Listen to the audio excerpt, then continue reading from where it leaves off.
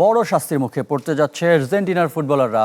Final শেষে স্পেনের খেলোয়াড়দের ওপর চড়াও হয় ও শারীরিক লাঞ্ছনা তদন্তে নেমেছে ফিফা। ইতিমধ্যে একজন আইনজীবী নিয়োগ দিয়েছে ফিফার ডিসিপ্লিনারি কমিটি।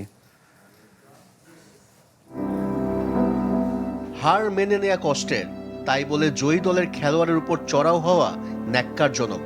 বিশ্বকাপ ফাইনালে আর্জেন্টিনা খেলোয়াড়দের আচরণ সমালোচনার জন্ম দিয়েছে। এই ঘটনার তদন্তে নেমেছে ফুটবলের সর্বোচ্চ সংস্থা ফিফা। ইতোমধ্যে একজন আইনজীবী নিয়োগ দিয়েছে ফিফার ডিসিপ্লিনারি কমিটি। অভিযুক্তের তালিকায় Leandro Paredes, Nahuel Molina, Thiago Almada ও সহকারী কোচ রবার্তো আয়ালা।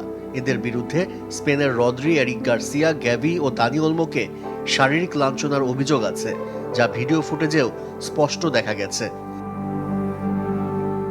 ডিসিপ্লিনারি কোডের কয়েকটি ধারা লঙ্ঘন করেছে আর্জেন্টিনার ফুটবলাররা।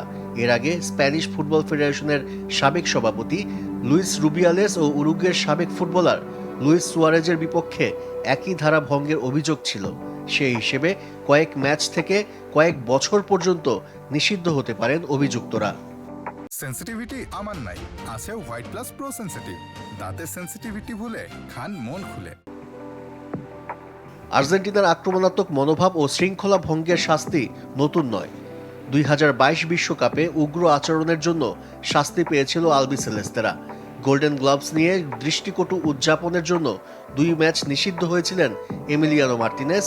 ড্রেসিং রুমে কিলিয়ান এমবাপ্পেকে নিয়ে উপহাস করে গান গাওয়ায় 18,300 পাউন্ড জরিমানা করা হয়েছিল। 2024 কোপা আমেরিকা জয়ের পর বর্ণবাদী আচরণের জন্য প্রকাশ্যে ক্ষমা চাইতে হয়েছিল এনজো ফার্নান্দেসকে। 2014 সালে ফকল্যান্ড দ্বীপ নিয়ে ব্যানার প্রদর্শন করায় আর্জেন্টিনা ফুটবল অ্যাসোসিয়েশনকে 20,000 পাউন্ড জরিমানা করেছিল ফিফা।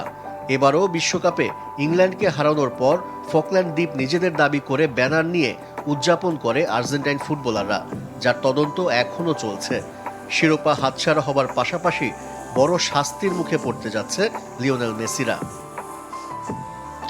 আশিক রুদ্র, চ্যানেল 24।